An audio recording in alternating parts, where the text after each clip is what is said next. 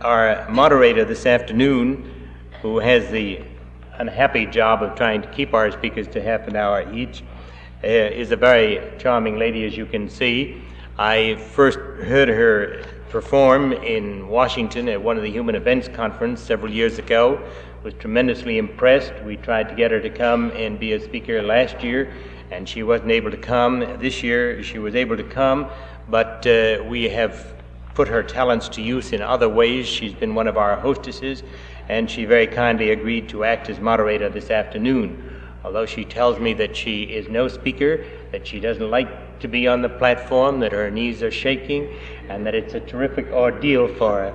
But I'm sure she's going to do the job, so I'll turn the meeting over to her now. Mrs. Lent.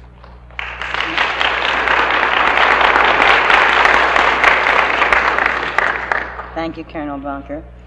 Fellow patriots, and I think a lot of us are David Susskind fans. I've met you here. It is my pleasure this afternoon to introduce to you Dr. George J. Hess. Dr. Hess is a practicing physician of Bunker Hill, Illinois. He is nationally known in medical circles because of his work in exposing the dangers inherent in government-financed medical care. He has been president of the Association of Physicians and Surgeons, and he presently serves on their board.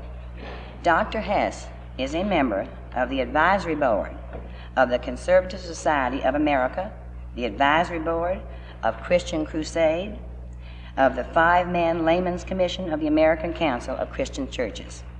He is also active in numerous other patriotic organizations. In his public appearance, however, Dr. Hess represents no organization or group, but he presents his own personal views, which are a result of continued intensive study and repeated trips outside this country, on both sides of the Iron Curtain. His most recent trip was concluded in February 1965 when he returned from a visit in India, Thailand, Vietnam, Hong Kong, Formosa, and Japan. As we celebrate the signing of the Declaration of Independence, that inspired document which sets forth the basic Christian principles on which our nation was founded, I can think of no one person more qualified to bring to us a message of inspiration and hope than Dr. George Hess. Thank you.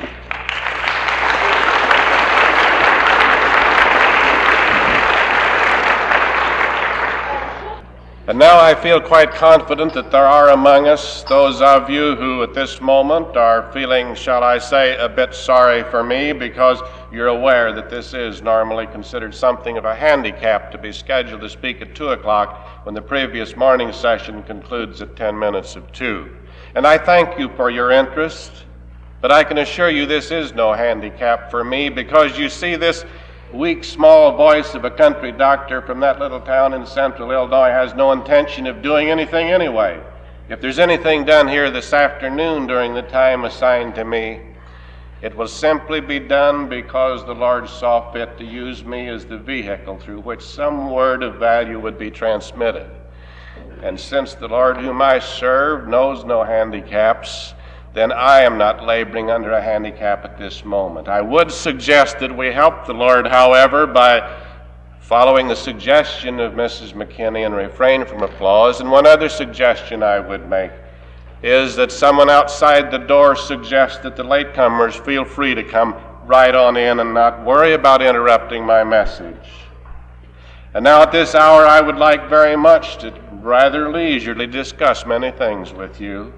I would like, for example, to be able to take just a few minutes to tell you of that other 4th of July in 1840, 125 years ago today, when 600 citizens, almost the entire population of the little town of Bunker Hill, Illinois, went on foot 5 miles out in the country to celebrate what they said was the birthday of our great nation. I'd like to tell you of that. I would like to take a few minutes to renew old acquaintances and for a leisurely start toward the making of new ones. But you see, I must forego these pleasantries because they would require time, and time is valuable in these days. And so by way of introduction, then, I will simply remind you that I stand here to speak to you because of that measure of freedom which is left. And I'm so thankful that you are free to sit here and listen.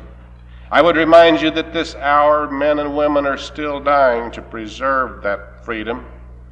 And so with humility and with all of the sincerity of which I am capable, I simply call on God at this moment to direct me in the use of these next few minutes. Now, although there are some officials in our post office department who do not accept this thesis, it is usually agreed that first-class mail, personal letters, if you please, are private property intended only for the eyes of sender and recipient. There have been letters, however, which were never intended to be only for the eyes of a few, but which were deliberately directed to many people, and even to people in many generations. And from one such letter I read that there are, it may be, so many kinds of voices in the world, and none of them is without its particular significance. Now, this bit of wisdom was written by the Apostle Paul in his first letter to the Christians of Corinth 1908 years ago. And Paul's message for Corinth in the year of 57 is equally valid for America in 1965. So many kinds of voices in the world, and none of them is without its particular significance. While making another trip abroad a few weeks ago, I was reminded again that there truly are many kinds of voices in the world, and that many of those voices have a message for America. And in the words of the apostle, none of them is without its particular significance. In Calcutta, for example, I sat with a 21-year-old college graduate, and sipped late afternoon tea. We talked frankly about problems confronting his people and his country, and about problems confronting my people and my country. I answered some of his questions, and he clarified some things for me. And then as we parted, he made this comment with a kindly tone, almost bordering on sadness, and this is a direct quote. "I have a great respect for America, and because I do, I'm sorry to see your foreign aid being used to strengthen your enemies." And then as he asked this final question, I was amazed to find such wisdom in one so young. He said, "Tell me, doctor, are you not disturbed when you consider how much you have spent and how few friends you have bought?" And then a few days later in Saigon, I talked privately with the medical officer of one of the 3-man inspection teams provided for in the 1954 Geneva Agreement. He had just finished a 3-month assignment in North Vietnam, and I asked many questions, including this one. When the Viet Cong take over a village, do they forbid church services? His reply, no. They just keep the villagers so busy working all day and so busy attending classes and lectures at night that they soon realize the futility of even trying to have church gatherings. And also in Saigon, I talked with an American missionary, Reverend Samuel James, working in Vietnam since 1959, speaking the language, working with the people, preaching the gospel, comforting them, exhorting them. I said to Reverend James, if you had the opportunity to go before the people across America, but you only had 2 minutes, would it be possible for you in 2 minutes to give them a message regarding a solution to the problem in Vietnam? And then I explained that I realized that he was in Vietnam as a guest of that country and by permission of our own country, and that I would therefore be careful not to risk getting him into difficulty by using his name. And with a friendly smile and with the quiet assurance of one obviously possessing spiritual strength for any crisis, he gave his answer. He said, yes, I have a 2-minute message for our people at home, and you may quote me because you see this is no time for beating around the bush, as we say back in the Midwest. And this was his quote.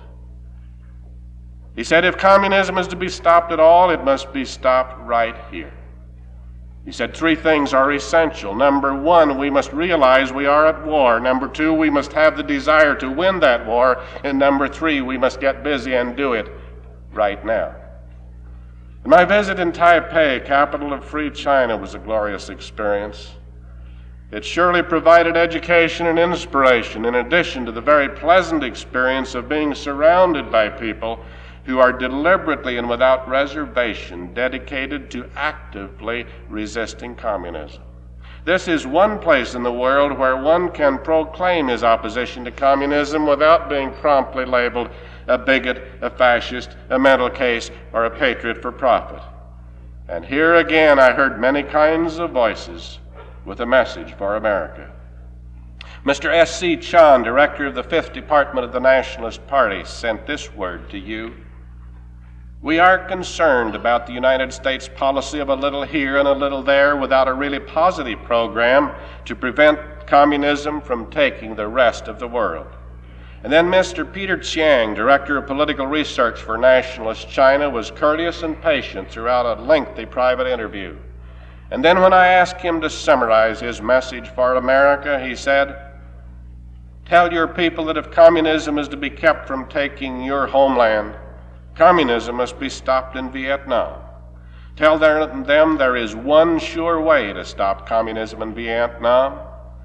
Give us not your soldiers, but military supplies for our soldiers, and your full moral support for those soldiers to return to the mainland. When we can drop our propaganda leaflets telling the farmers that we are no longer promising to return, but have returned, then we will have all the manpower we need, and we'll have it where we need it, in the villages of mainland, communist-dominated Red China. Communist aggression in Vietnam and of all of Southeast Asia on that day will stop immediately." And a Chinese pastor who had studied in the United States and was somewhat familiar with our, shall we say, rather picturesque use of the English language put his message this way. He said, attempting to stop the spread of communism around the world without stopping it in Vietnam is like pulling the stopper out of the bathtub and trying to keep the water in by sticking your toe in the drain. I heard each of these voices in private conversation, and if you had been there, you too would have clearly heard exactly the same message. If Drew Pearson had been there, he could have heard the same thing too. Of course, he might not have reported it in the same way, but at least he could have heard the same things because, you see, they were spoken by human voices, clearly audible to all normal human ears. And in these days when it sometimes seems that half of our people across the land are spending most of their time giving tests to determine the mental stability of the other half of us, I realize that it is at least dangerous to hear voices that are not clearly audible to all, friend and foe alike. You see, as a matter of fact, when I was still a medical student, which of course was a few years ago, it was customary in psychiatric interview to ask the patient a few routine questions about name, address, occupation, and then just casually throw in this question: do you sometimes hear voices when there's no one around? And if the answer was in the affirmative, why then, of course, the mental evaluation really got underway. And so, in spite of any personal hazards which might be involved, I feel an obligation to tell you of some other voices which have a message for America. Voices which I heard quite distinctly, but which other persons standing by my side might perhaps not have heard. It was a beautiful summer day, and I stood in West Berlin, just a few feet from that wall which too often is mentioned too casually. I reached out and touched that rough box of concrete, and I knew that beyond question that wall was real. And on its top, just beyond my reach, the jagged glass embedded there sparkled in the early morning sunlight on the first anniversary of the building of that wall. The barbed wire was securely fastened, and all about me were many people, young and old. Some waved handkerchiefs, and some threw kisses, and others just quietly looked back and forth as if searching for some particular face, searching in vain. And over there in many windows were many people. They dared not even raise a finger in greeting. And then I noticed a particular mother and child, the mother with elbows on windowsill and chin in palm of hand, And in spite of the traffic which was going on all about me and the muffled conversation which surrounded me, and in spite of the 200 yards which separated us, and I may say all of the psychiatrists in the United States Public Health Service notwithstanding, I heard a very clear, distinct voice. And that voice coming from that mother in that prison camp simply said, "My message for the people of America is this, that food and clothing and shelter and medical care and education and all the rest do not make a great society. Because without freedom there can be no great society. There can only be a slave society. Tell the people of America that our freedom was taken away by a ruthless foreign power, and tell them that theirs is the last lighthouse of freedom. And as we look through this barbed wire, the rays have almost faded away. Yes, many kinds of voices, and none without its particular significance." And then just 4 years ago, it was a late, cold afternoon in January when for the first time I stood at Arlington National Cemetery and I saw thousands and thousands of neat white crosses in rows. And I had never imagined there were so many. And it was only with a very little effort that I could stand there and hear many voices with many variations of the English language and some in foreign languages. The dialect of New England and of the Deep South, the thin, uncertain voice of youth, the full, rich voice of manhood, and the quivering voice of old age. And those voices varied, but the message was the same. They simply said, "We fought and many of us died for peace, but not the peace of the slave labor camp. We died for freedom, but not for the freedom of 5% of our people by communist dictatorship or any other dictatorship to hold the power and life and death over the other 95%. We died for the right of all to hold property, but not for the right of some to steal that property, to give it to others under the guise of doing good for them. We died to build one nation under God, not to build a one-world government scoffing and sneering and denying God's very existence."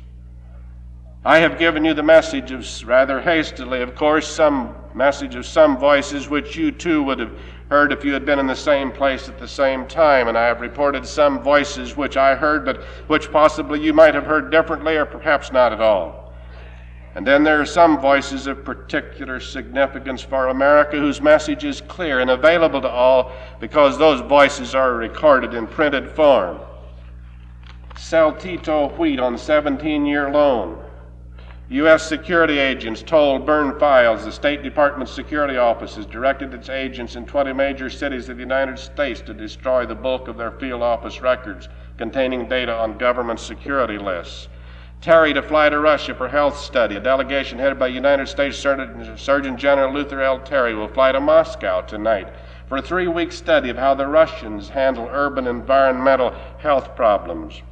2, to depart on tour of Russian schools. They are members of a party of 75 educators from the United States invited to participate in a study of recent changes in education in the Soviet Union. Nobel Peace Prize goes to Martin Luther King. United States ready to talk. $1 billion program is the Viet peace offering. President Johnson said Wednesday night that the United States was ready to open unconditional discussions aimed at ending the war in Vietnam. And coupled his statement with an offer of $1 billion American dollars as an investment in a program in Asia, part of the participation to be by Russia. And then 10 days later, he again said, "The window to peace is still open. We are still ready for unconditional discussion. We will impose no conditions of any kind on any government willing to talk." And then from the Communist Worker, just April 25, 1965, Representative, let's make that point clear, Adam Clayton Powell last Sunday urged that the United States resume diplomatic and commercial relations with Cuba. And then a direct quote from the communist paper, "I don't see any reason for not maintaining normal relations." And there are a lot of others in Congress who think the same way, even though they have not had the courage to say so in public. And then when I was in Tokyo in February, I picked up the Pacific edition of Stars and Stripes, and I read that Stevenson warns the United Nations. hits a double standard plan for Russia. The United States urged the United Nations Wednesday not to accept a double standard that would permit the Soviet Union to escape payment of its UN debts. Ambassador Adlai Stevenson told the General Assembly that if the Russians got away without paying the $60 million they owe, the UN would be weakened.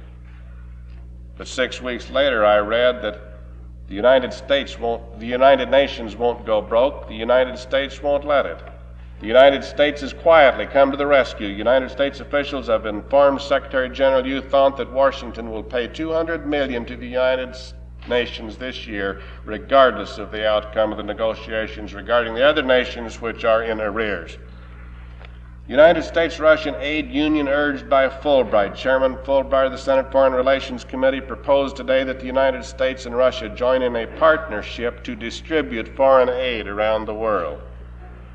Galbraith asks examination of foreign policy. Former United States ambassador says there's a very specific reality. It's a practical accommodation that the preservation of peace depends on a tacit understanding with the Soviet Union. Let's move around to the other side of the world and get another message for America regarding this matter of tacit accommodation.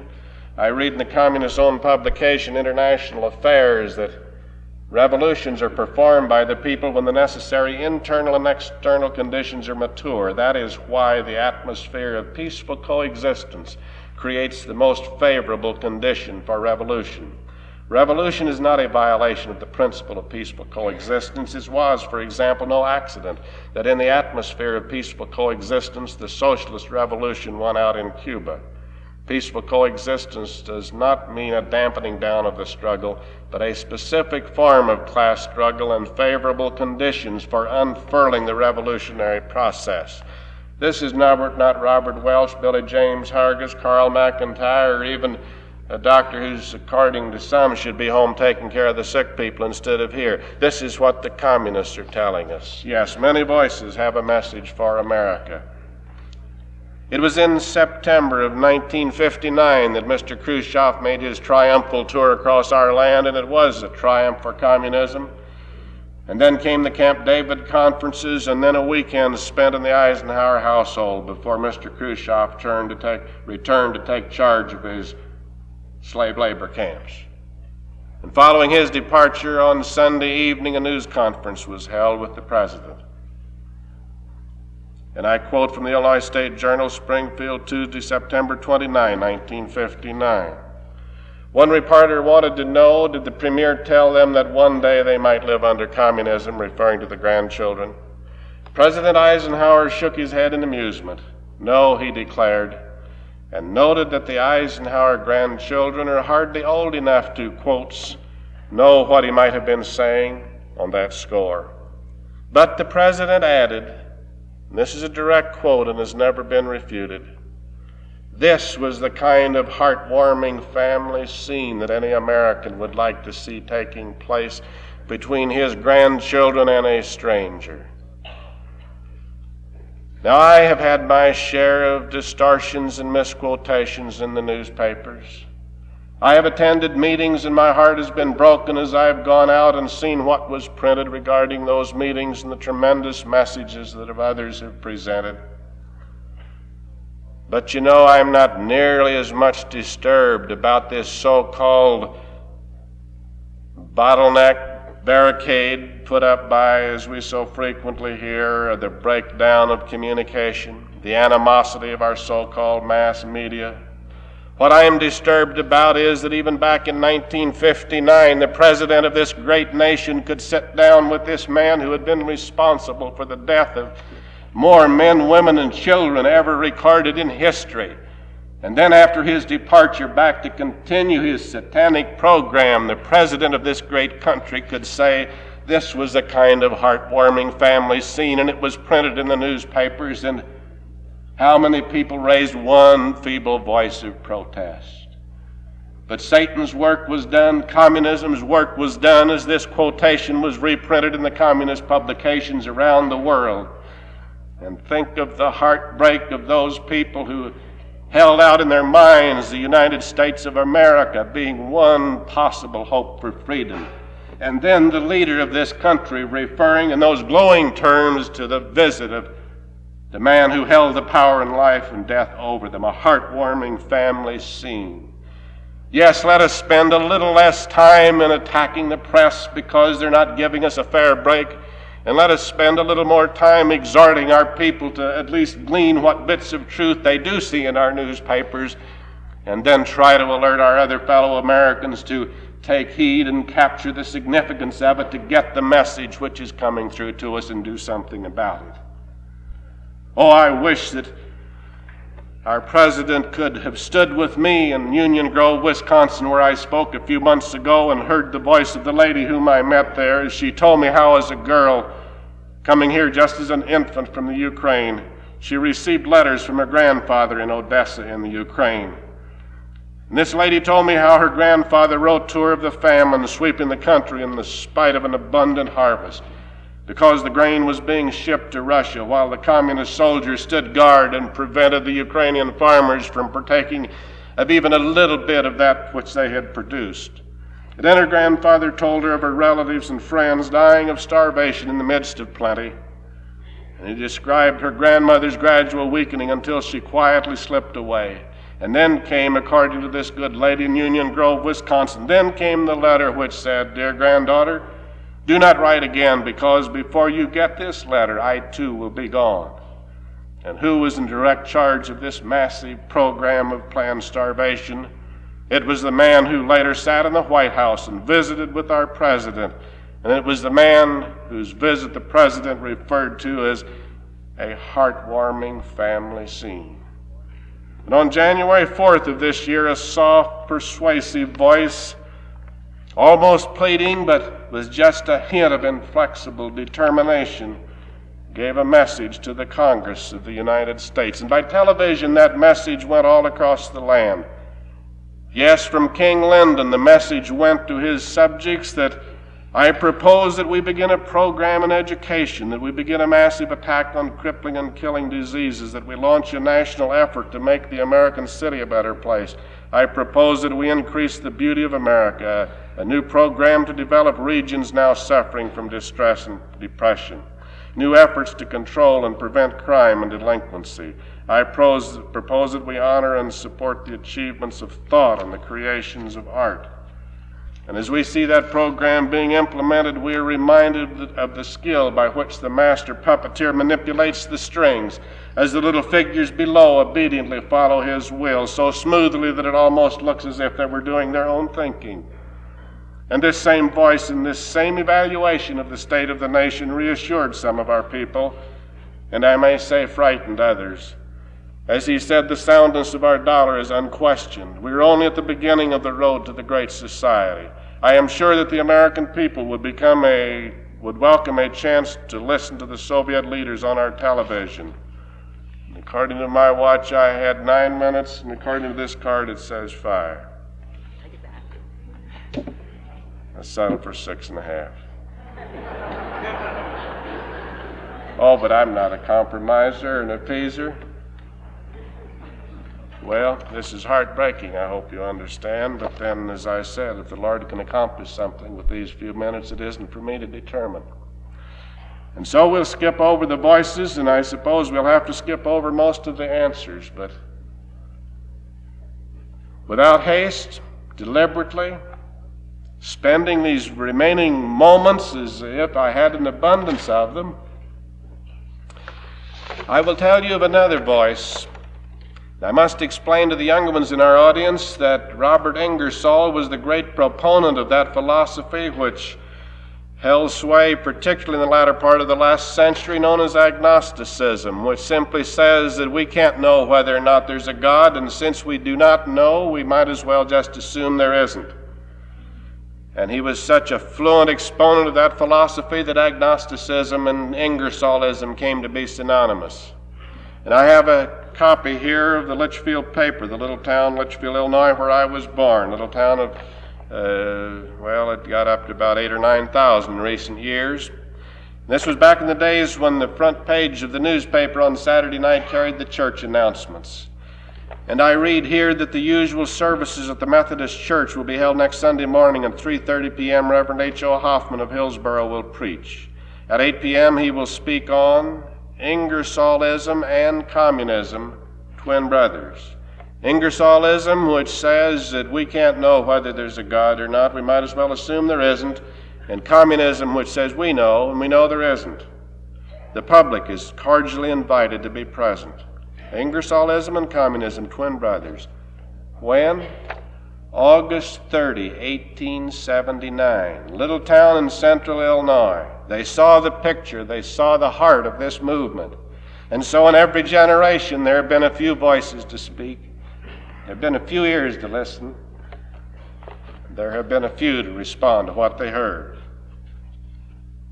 And then in the communists' own words, Soviet Review, 1961, I read here an account in their own words of an all-day and evening seminar which was held in June of 1961 in Lenin University in Moscow, that great institution to which our educators go to learn how Ivan came to learn to read so well. All-day and evening seminar for the purpose of discussing the physician's role in educating the working people to scientific atheism. Outlined in detail how the experts in this sort of thing explained to the physicians in Moscow on that beautiful summer day that you physicians have not only the obligation, you have a glorious opportunity to use your prestige with the patients to point out to them that the idea of worshiping a god is as outmoded as the idea of worshiping Zeus or Apollo. And when I read this, I said one thing: I just will not do it. When communism reaches the stage that it can tell me as a physician that I shall go before those in the sick room and at the deathbed, seeing men, so far as it's humanly possible to judge, going off into an eternity in hell, I will not use that as an opportunity to convince those who are left that, you see, it's all a lot of superstition anyway. And then as I made that resolve that I simply would not do it, I heard one other voice. And that voice came clearly over my shoulder and said, "Don't worry a thing about it, doctor. You'll not have to use your prestige with your patients to convince them that there is no God, because you see, you'll already be disposed of by then. It'll be done by the other physicians who didn't want to become involved. It'll be done by those who felt they wanted to stay just a little outside of this dirty business. And may I remind you also, doctor, that the teaching will be done by the teachers who feel like communism is a dirty word and they don't want to discuss it. It'll be done by well-meaning preachers who stand in their pulpits and supposedly preach the gospel of our Lord and Savior Jesus Christ, but are not willing to lift one voice of protest against that force which threatens to knock out the windows and put barricades across the doors. Many voices have a message for America. And so in these 3 minutes which are left, perhaps we can simply ask you to let me say, well, what voice would you raise? Well, I would tell you that for many centuries, there were men and women who agreed that there is a God responsible for life on this earth and another life after this earthly one. In some generations, their numbers were few, and in some generations, their numbers were many, and they've not always considered God in the same light, and there's been a difference of opinion as to how men interpreted him. But down through the ages, there was a little nucleus that continued to say, if there's a God who created us and who has provided for us through all eternity, then there is a God who is concerned about the way we live today. And as a result of that concept, this great constitutional republic was born. For the first time in history, a nation was established on the proposition that rights and privileges, freedom, if you please, comes to individual men and women. In these days of increasing turmoil and confusion, multitudes of our people do not know that the God-given freedom we cherish is, for all practical purposes, gone. G-O-N-E, capital letters, underlined, exclamation mark. For all practical purposes, that God-given freedom is gone. we have one recourse. It is possible that in this hour God is giving us again the same promise which he gave to Solomon. 2 Chronicles 7:14. If my people which are called by my name shall humble themselves and pray and seek my voice, I will forgive their sin and will heal their land. So in this dark hour, when all mankind is bordering on a return to serfdom or even to savagery, let each of us, approaching God through whatever channel is available. I realize that I, as a fundamental Baptist, do not approach God in the same way that others of you do. Some of you approach him through the intercession of the saints and Mother Mary. Some of you approach God through the teachings of your fathers back through many generations because you've not yet seen your Messiah. But regardless of how you approach him, I beseech you at this hour to have the courage to seek out God through whatever channel is available to you, and ask him simply to give you the wisdom to understand the things that are right square in front of us. Give us the courage and the humility to say, God, won't you please give me an understanding of what you would have me individually do. And then, above all, give me the courage to go right ahead and do it. There are many reasons why we should do this, but you see, if we fail to do these things, not too far in the future, we just may look out from behind the barbed wire and see our children and grandchildren, well-dressed, healthy, walking down the streets, proudly parading the scarf of the young pioneers, indicating that they understand the basic elements of Satan's religion. And in that sad hour, we might cry out in anguish from behind the barbed wire, oh God, if I just had another chance, I'd do things so much differently. And it's just possible that in that hour, God may remain silent and continue to let us suffer for our indifference during the time when we did have a chance.